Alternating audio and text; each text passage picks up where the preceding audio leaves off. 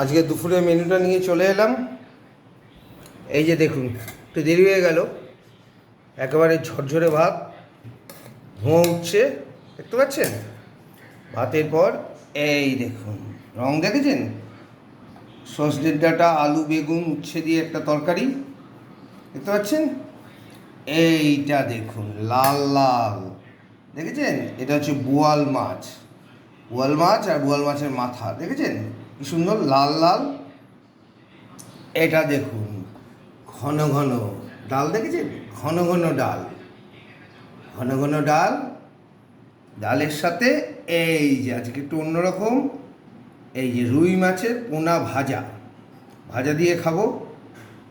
রুই মাছের পোনা ভাজা, এটা ছেলে খায় না, ছেলের কালকের মাংস একটু রাখা ছিল। এটা আমার টক দই।